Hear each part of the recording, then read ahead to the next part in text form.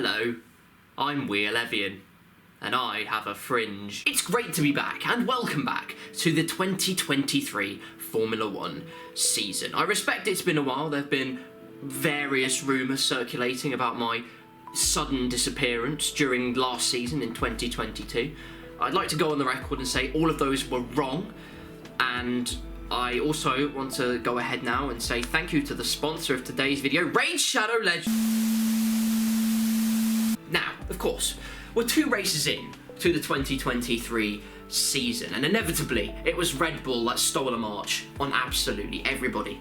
Just like with last season, except Ferrari now are nowhere near. As Sergio Perez, in fact, took 2 race wins consecutively at the beginning of this season. Verstappen is close, but not close enough. But even so, it's still 2 1-2s in a row for the Red Bull team. Ferrari and Mercedes are not far behind, of course, but there is still plenty of work to do if they are thinking about usurping the charging bulls.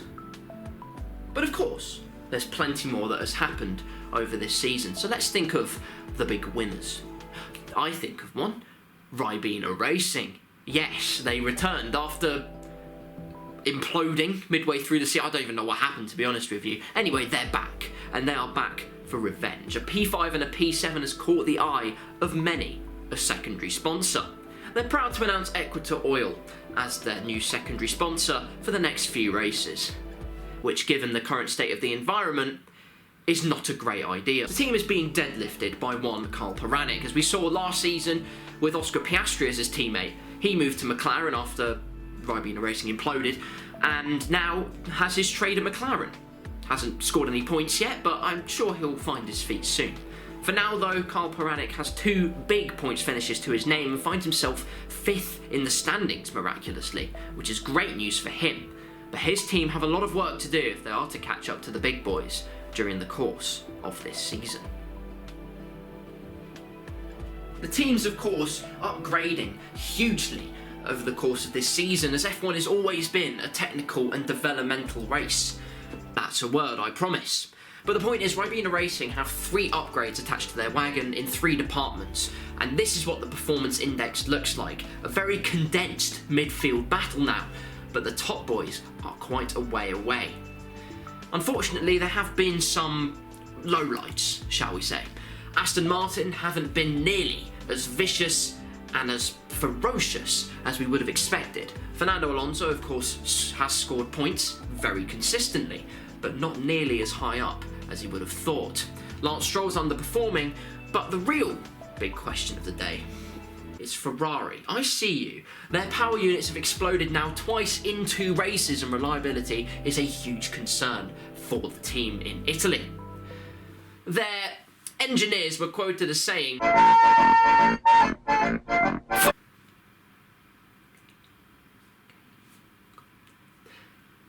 at least that's more of a gallop than their engines actually have. So let's hope that changes soon. Anyway, we head now to the topsy-turvy land of Australia. Who will turn the grid's heads upside down? Well, let's find out. I hand you over to your lead commentator for the weekend, Karl Puranik. I'm not even going to question it anymore. Let's go. Thank you, Wheel. It's good to have you back, my friend. Welcome, ladies and gentlemen, to the Australian Grand Prix, our 3rd race of the season. We've had 2 points finishes consecutively so far, and I'm sure we'll be looking to build on that as we carry on. No time to delay, though. It's time to relay into qualifying. Straight away into our first lap of the session. It's another 35% race, as Wheel rightly described. And through the first 2 corners, the car immediately sticking to the road like super glue. And we're feeling great with the downforce of our car into turn 3, getting it perfectly towards that late apex, and then sweeping it through the left-hander. The aerodynamics just takes care of everything for you. It's fantastic, the grip that we have. And as we come on to the end of the lap, then of course the revamped section from last year. But look at this, we actually get it deep into the corner. Sounds like my Friday nights, but glossing aside from that, it's not an ideal situation, losing time hand over fist into that corner, and it puts us in a bit of a precarious position as we go through the final 2 corners. A bit of a slide on which we catch a micro correction mid apex, and as we come across the line for our first lap, it's P11. Oh, Alright then, not a bad start at all as we go in through this qualifying session. Great to see. and as we exit the pit lane for our final lap of the session. When it comes to 35% or other shorter qualifying sessions, because you can't have a 35% qualifying distance, stupid. But anyway, the point is, I have 2 laps in this session. I normally go out midway through when the track is almost completely clear, and then at the very end, hopefully looking for some slipstream and other juicy things besides. So as we warm up our tyres, I actually keep this in because look at the games Pierre Gasly plays. I've just let him through, he then lets me back through. Oh no, wait, after you, to me, to you. It's not the fucking Chuckle Brothers, mate. I'm letting you go through. Do your outlap. As a result, we're losing touch to the Ferrari ahead, and as soon as I go past, he thinks, alright, I'm going to race you now. We're in qualifying, you prick. What do you want me to do? I'm literally trying to do my own outlap. As a result, it completely compromises us as he puts us under pressure.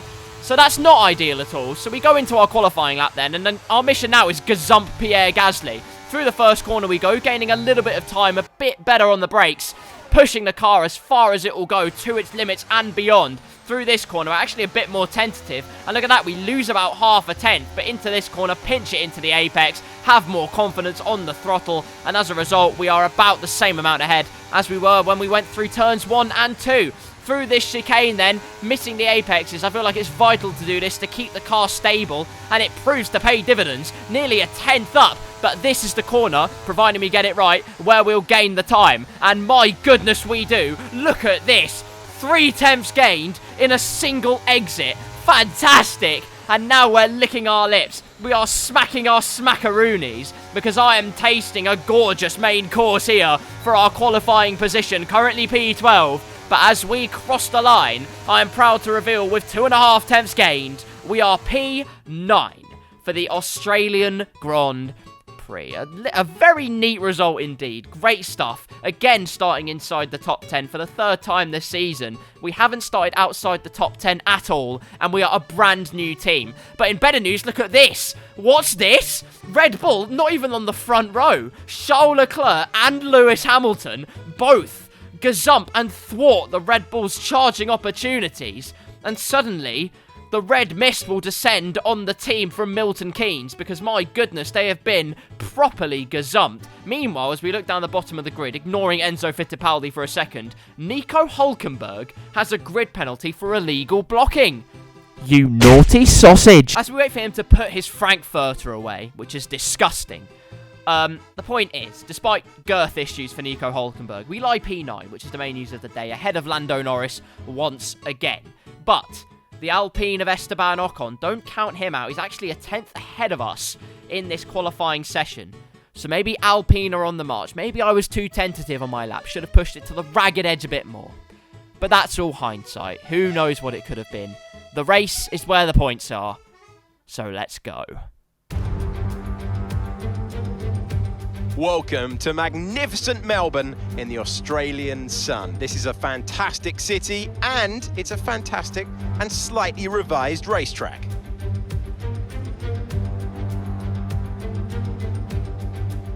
We first raced here in Albert Park back in 1996. It's 3.2 miles, 14 turns now instead of the original 16, part of a larger redevelopment to encourage overtaking. The drivers enjoyed it in 2022. It retains the landmarks, the bumps, the challenge, but there's more opportunity to attack with those 5 corners to the left and the 9 to the right. It's time to take a look at our starting grid for today's race.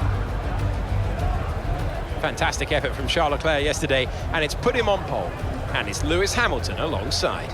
Looking at the rest of today's grid, we have Verstappen, Sainz, Perez, Russell, Fernando Alonso, Ocon, Grim Reaper, Norris, Bottas, Magnussen, Gasly, Stroll, Joe, Albon, Oscar Piastri, Tsunoda, Fittipaldi, Sargent, Hülkenberg and Nick de Vries. And with preparations almost complete, let's head down to the track. And we welcome Natalie Pinkham to the comment box once again. That's no weather issues to worry about. It is dry and glorious out there. Everyone can focus on the racing. Well, the regulations aren't new anymore, but the teams and the drivers are still coming to terms with them. I firmly believe it's also track specific. We've seen some wheel-to-wheel racing throughout the year. Some tracks lend themselves better to it than others. I'd like to see it at every race in the whole season. Is that too much to ask? Here we are, the Australian Grand Prix. Let's make it 3 for 3. 5 red lights, down, under, go out. And it's time to get underway for the Australian Grand Prix. And a good start once again. But we're boxed in by the Aston Martin. As the Alpine goes for the move, we send one down the inside like a cruise missile. And immediately bombard our way up into P8 as Alonso's getting frisky with the Ferrari up ahead. I believe we're one of the only ones to start on the mediums, but look at this. Brilliant dive bomb on the Spaniard. And we've caught him napping. And as a result, that's one Spaniard dispatched off here on the first opportunity, the first tour of the Australian Grand Prix track up into P7. 2 positions promoted, and we are hungry for more, I am sure. But immediately, we find the problem. A big problem. It's not my own girth issue. Stop it. The point is, our setup, of course, we compromised ourselves for downforce once again. In the corners, we are a lethal weapon. But on the straights, when we try and unleash our pace, we're bottoming out. You can hear it. Our car's skidding across the ground horribly. But on the straights, look at this. We are bogging down hugely. Alonso in the slipstream, looking for the avenue around the outside into the right-hander, but we brake nice and late, side by side, and we were always going to squeeze him out. No opportunity there for the pensioner, and we do retain P7 here, but that is alarming news if we can't really get away in the corners. Yes, I know we're on medium tyres and whatnot, but straight away we're under threat here, and that's not what we want if we're to try and attack the cars ahead. Which, they're gone, really. Hamilton leads the Grand Prix. Sorry? What on earth happened there? We're going to have to watch this again. Start of the race. 5 red lights, which held on for an eternity. Finally go out. And Charles Leclerc, it's another bad start. Oh no, another trademark tragedy for the Ferrari man, and his pole position turns to not even being on the podium as Lewis Hamilton leads the Australian Grand Prix for Mercedes. Unbelievable. Red Bull 2 and 3, they are on the mediums, by the way, so we're not completely mad, which is great to see. But Hamilton on his soft tyres getting the bite, the purchase he needs, and finding his way up into the big time. Fantastic stuff for the night from... It doesn't come from a place with K, it comes from Stevenage, doesn't it? The Saint from Stevenage just slapping up the opposition, but I'll tell you who we're getting slapped up by. A filthy Spaniard. Alonso's completely gazumped us here on lap 3, DRS wide open. Codemasters finally adding that new DRS zone before the chicane. But it's going to get worse for us. We don't even have DRS. It's a double detection point, and Ocon goes straight past, but luckily, deep into the braking zone we go. Our confidence is unmatched, and so we do retain P8, but that is extremely worrying news. The Alpine annihilating us there in a straight line. Just our braking confidence that kept us in the fight. But now the plan is to stay behind Alonso and use his DRS to carry us onwards. Going a bit wide at the right-hander, but that's okay. We get a decent exit out of the chicane. But once again, Ocon going for the move round the outside. I thought there wasn't even the space there. We squeeze him out on the corner, but I thought we'd closed that door before it even opened up. He made his own gap, essentially, so fair play to him. Getting his elbows out. Luckily, we have much wider and girthier elbows. As a result, we keep 4 points to our name and hungry for that 7th place again. We are staying within Alonso's range. But here on lap number 3 again, well, you knew it was coming. It was almost inevitable, really. It's like Thanos getting the Infinity Stones. You realise that suddenly Hamilton is not going to be holding the lead for long as Verstappen, while he gets a bit of a slide on, easily breezes past the Mercedes. And it looks like the crossover's happening already on those medium tyres. That and the Red Bull is just such a superior package. Hamilton has to resign himself to P2 for now. While as the Saint from Stevenage falls into a slump, the exhilarating egg from England is catching up again to Fernando Alonso. The crossover really is happening, but again, that same mechanical grip is not in our favour. Ocon going to the outside, but we use Alonso to box him in, and just like that, we gazump Padre. Down the inside we go. A little bit of cunning, a calculated move there to send Ocon spiralling downwards, and Alonso back into his clutches. The gap already at a second, and we are comfortably in P7. Fantastic stuff, and now we can set our sights on escaping into the distance. Brilliant stuff. Meanwhile, look at this. Bad news again for Hamilton here on lap 6. Perez going for the move, but Hamilton successfully fends him off. Momentum was on his side, and instead, we look in the background to see if Perez is under threat. The Ferrari ducks out from the slipstream, and your pole sitter, Charles Leclerc, goes for the move to claim back P3 in this race, as he has the inside for the left-hander, squeezes Perez, has the momentum in the Monegasque's favour, and he claims P3. The final podium place is the Ferrari man's. Meanwhile, we're a bit lonely in P7, actually. We can see, though, Ocon and Alonso behind. They're fighting hard. Immediately, the gap jumps from 1.5 seconds to over 2 seconds as Ocon passes the Aston Martin man. Brilliant news for the Alpine team.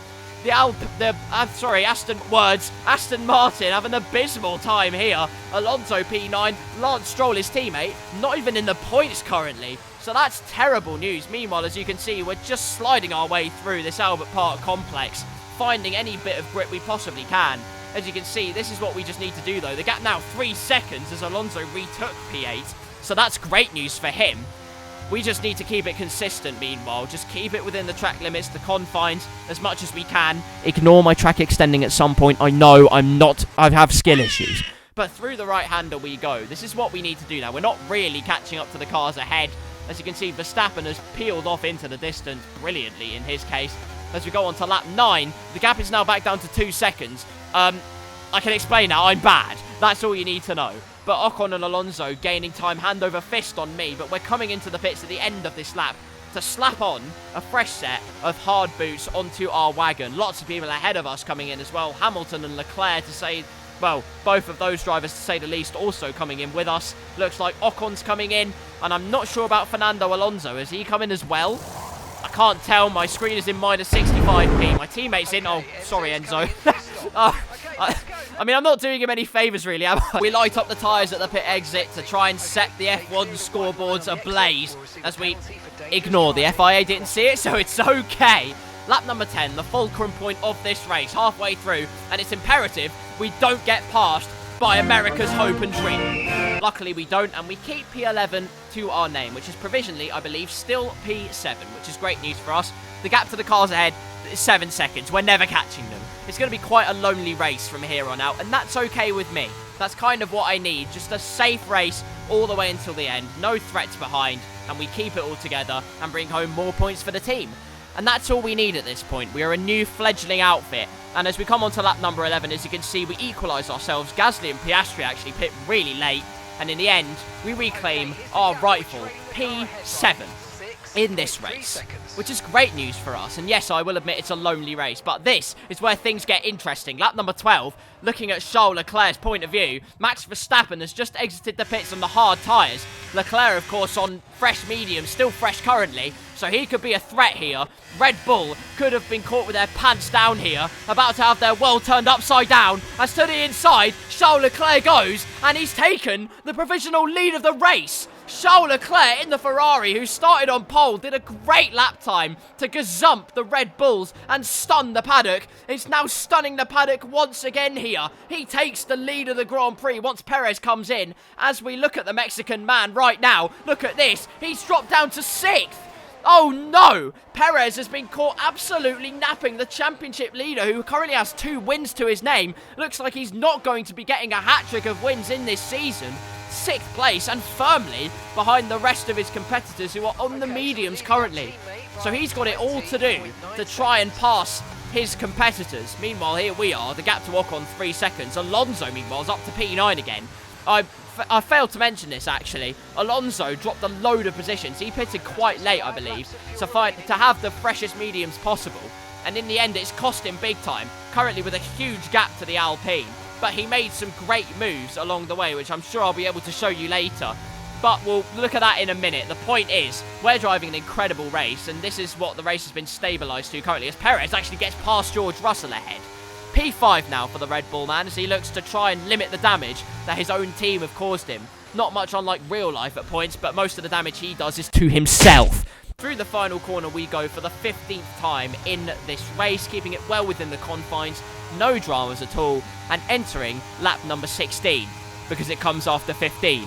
You muppet. But anyway, on board with Yuki Tsunoda here on the same lap, and He's slowing down. Oh no! The Honda powertrain, smoke billowing out of the back of the power plant there as Tsunoda sends a cheeky slide to New Zealand, but he's out of the Australian Grand Prix. His race has been turned on its head, but look at this. My teammate, Enzo Fittipaldi, claims a position.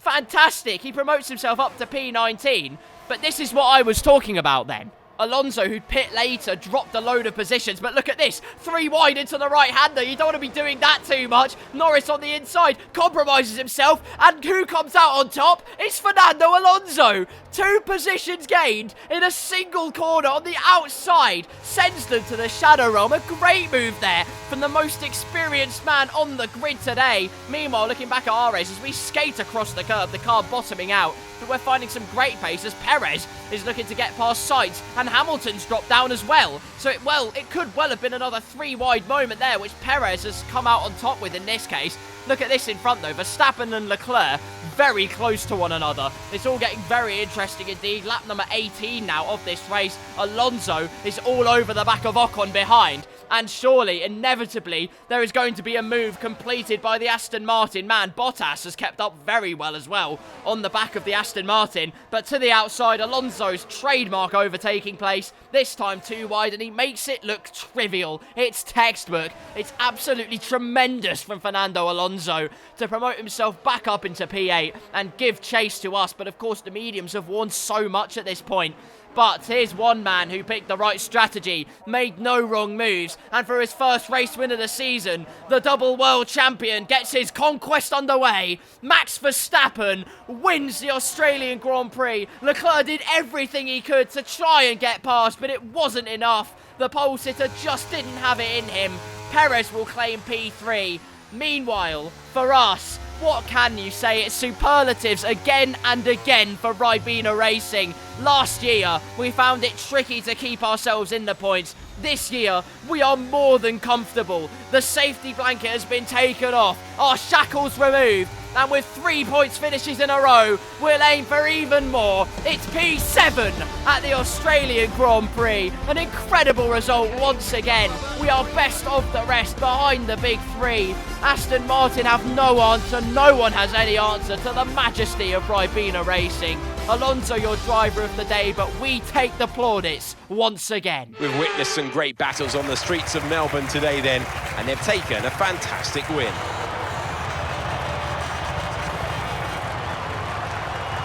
So, Natalie, what made the difference out there today? Well, confidence breeds confidence. Success breeds success. They are very much enjoying a purple patch right now. The drivers are en route to the podium as we speak. What a fantastic win for the Red Bull team. They've performed exceptionally today, keeping us firmly on the edge of our seats throughout the entirety of the race. Congratulations to everyone at the team. It was coming. You knew it was going to happen. It was inevitable. Max Verstappen takes his first win of the season. He gives the thumbs up because he has so many of them already, he doesn't care anymore. That Red Bull mechanic sees some stuff. What on earth's he going through?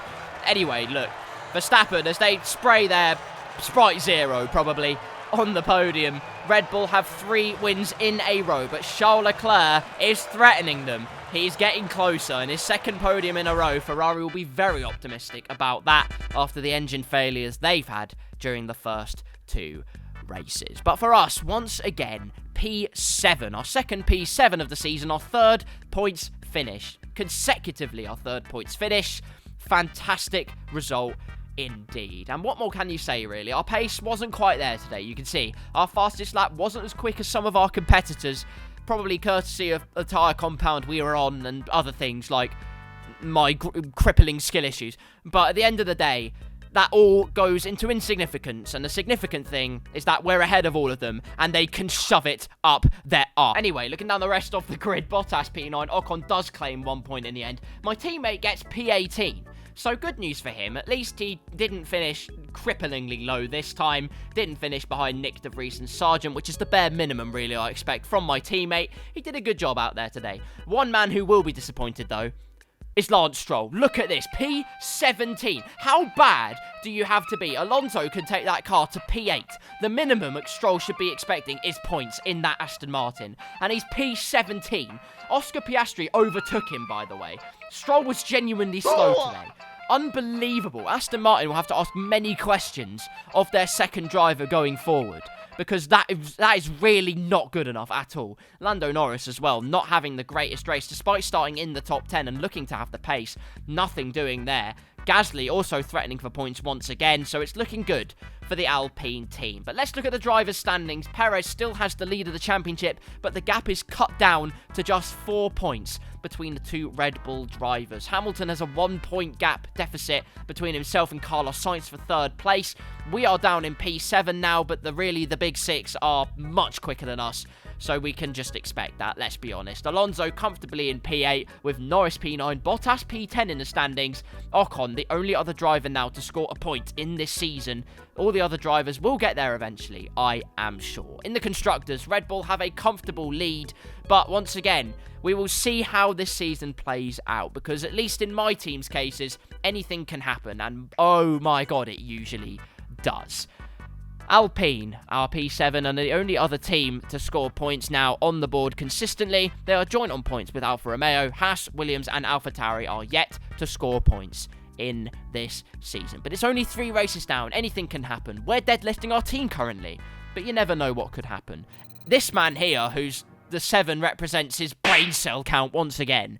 But you never know. There is a chance he could do a great job. Meanwhile, a great job from our secondary sponsor. We do get a top 10 and we get paid handsomely there. I don't know where the damage deductions are from, considering we got none. But at the end of the day, we have a healthy helping of cash. And as we look inside the factory here, and we just mull over our results so far, I mean, what an incredible start. We got a massive gap between now and the next race at the Azerbaijan Grand Prix, which will be our first sprint weekend of the season. But who the bloody hell knows what's going to happen in Baku? I certainly don't. But perhaps it's an opportunity to really assert our dominance on the rest of the field. I just wanted to show this screen, by the way, all the way through, because we had a mechanical failure somewhere. I'm at least 110% confident there was no mechanical failure whatsoever. So, Francisco, I'm very sorry, but you're going to need to replace your guide dog for the next race of the season. Yeah, I don't actually know where that came from, because there were genuinely no problems whatsoever with the car. Handled like a dream, and we finish exactly where my driver number says. P7 for us, and we'll be hungry for even more as we go forward. But everyone, that is it. That is all that she wrote for in episode number 3 of the Myteam journey. If you did enjoy it, please leave a like on the video and subscribe to the channel and hit the notification bell so you don't miss Myteam at all, and we can continue to show our crusade throughout the course of this season. Will it be balmy in Baku? Yes, definitely. But you'll have to find out just in case. Until then, though, once again, thank you very much for watching. And until next time, I'll see you soon.